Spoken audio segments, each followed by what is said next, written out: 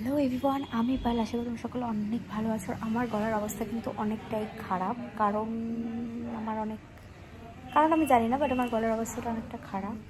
তো আমি জাস্ট এখন অনেক মুখে পিম্পলসও বেরিয়েছে, আমি জানি না কী করে বলবো এত, বাট হ্যাঁ মুখে অনেক পিম্পলসও বেরিয়েছে। আর আমি জাস্ট এখন বাজে বিকেল কটা দেখে বলছি 7:30। এই ক্যামেরা অন হয়ে গেছে।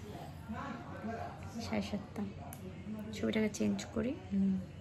7:30, ওকে 7:35 বাজে। এখন আমি জাস্ট কিনা স্নান করলাম, চুলটা বেঁধে শুয়েছিলাম। তারপর হঠাৎ মনে হলো যে চুল কিন্তু বেঁধে শুয়ে থাকলে আমার জ্বর আসতে পারে।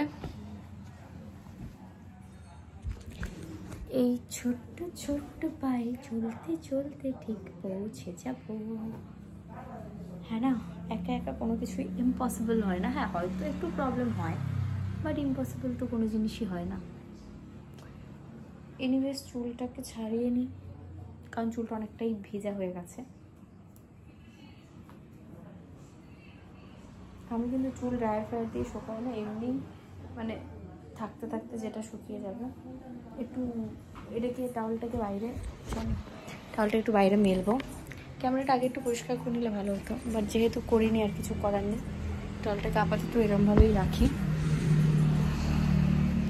এখন আমার ভালো লাগছে না টাওয়ালটাকে মেলতে।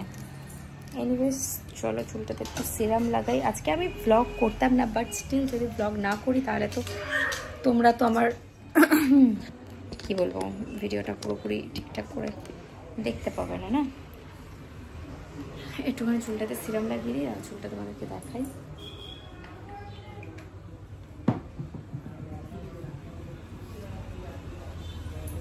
দেখতেও পাবে না তোমরা।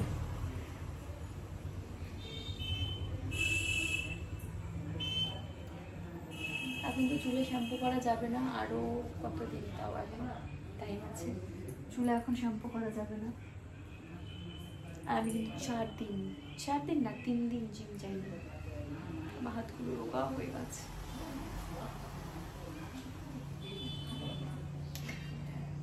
এখন অ্যাকচুয়ালি টাইম নয় জিম যাওয়া। জিম যাওয়ার টাইম হলে জিম যাওয়া হবে।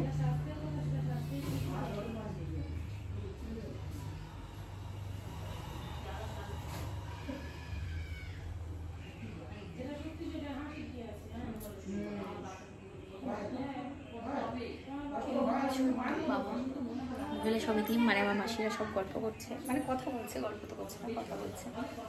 এই চুলগুলোকে একটু কাটতে হবে, কেটে এতটা করতে হবে, যেহেতু এগুলোকে লক্স বলে, আর লক্সগুলো এতটাই থাকে, লক্স বেশি বড় করা যায় না।